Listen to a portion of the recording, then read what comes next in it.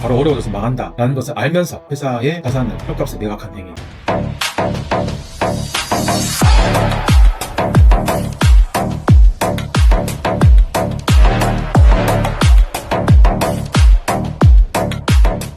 안녕하세요. 법무법인 한수에서 기업회생, 기업파산 전문으로 일하고 있는 이민규 변호사라고 합니다. 반갑습니다. 변호사님, 회생 이야기 하다 보면 부인권 행사, 원상 회복 이런 말을 자주 듣는데 한 번에 딱 알 수 있는 비유 없을까요?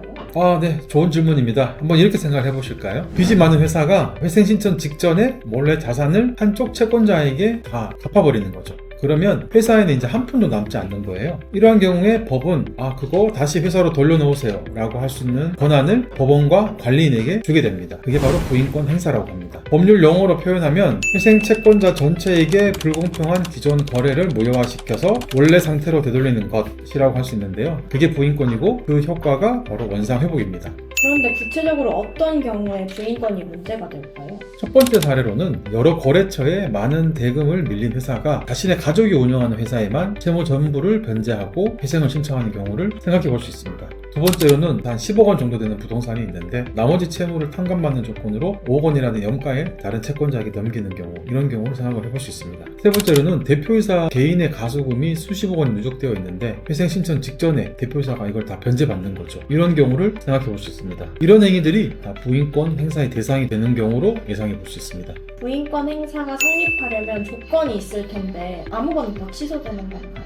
세무자회생법 100조는 몇 가지 유형을 규정하고 있는데 크게 세 가지 정도로 생각해 볼 수 있습니다. 첫 번째는 고의부인이라고 하는데요. 채무자가 회생 채권자들을 해야 할 것을 알면서 의도적으로 한 행위라고 설명할 수 있습니다. 예를 들면 지금 이걸 변제하면 바로 어려워져서 망한다 라는 것을 알면서 회사의 자산을 헐값에 매각한 행위, 이런 경우를 예를 들 수 있습니다. 두 번째는 편파행위 부인 또는 위기 부인이라고 할 수 있는데요. 채무자가 지급정지 또는 도산 절차 신청 후에 한 행위로서 특정 채권자에게만 유리하게 담보를 제공하는 경우를 생각해 볼 수 있습니다. 세 번째는 무상행위 부인이라고 하는데요. 회생 신청 전 또는 그 6개월 이내에 한 행위로서 예를 들어서 대표이사의 가족에게만 회사의 부동산을 무상으로 증여했다든지 이런 경우를 생각해 볼 수 있습니다. 부인권이 없다면 회생 제도라는 게 어떻게 보면 거의 무의미해질 수 있고 플랜을 짜는 것도 굉장히 어렵습니다. 일부 채권자들만 배부르게 되고 회사는 빈 껍데기가 남게 되는 경우가 되거든요. 이 제도는 공평한 스타트 라인을 만들기 위한 핵심적인 도구라고 할 수 있습니다. 많은 대표님들이 그런 얘기들을 하십니다. 회생 전에 급한 물부터 끄려고 한 건데 왜 이게 문제가 되죠? 어떻게 해야 되죠?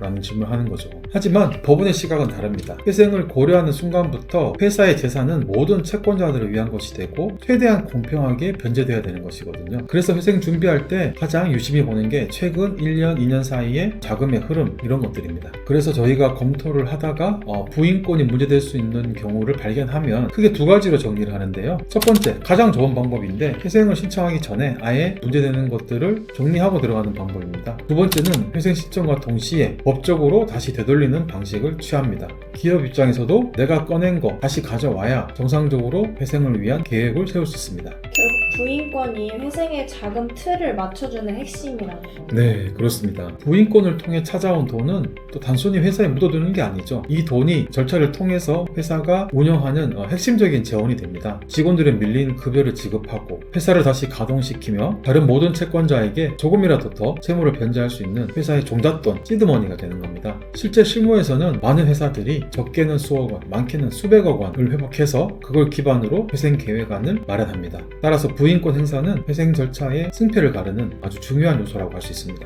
이런 경우들이 있습니다. 다른 데 쓴 것도 아니고 채무를 갚았는데 이게 왜 문제죠? 라고 오해하시는 경우가 많습니다. 만약에 회생에 들어가지 않는다면 정상적인 거래로 볼 수도 있겠지만 회생에 들어가면 그러한 돈은 모두 모든 채권자들을 위해서 쓰여져야 된다는데 이 부인권의 핵심이 있습니다. 그래서 그걸 다시 돌려놓는 게 부인권에서 말하는 원상 회복이고 이게 있어야 회생은 진짜로 성립됩니다. 저희는 바로 이러한 지점에서 어떤 행위들이 부인권의 대상이 될 수 있는지 미리 검토하고 법적인 리스크를 최소화해서 회생 계획안을 마련합니다. 만약 부인권이라든지 이런 부분들이 조금이라도 걱정이 되신다면 저희 법무법인 한수 회생 전담팀에 상담을 요청하십시오. 감사합니다. 네, 감사합니다. 네.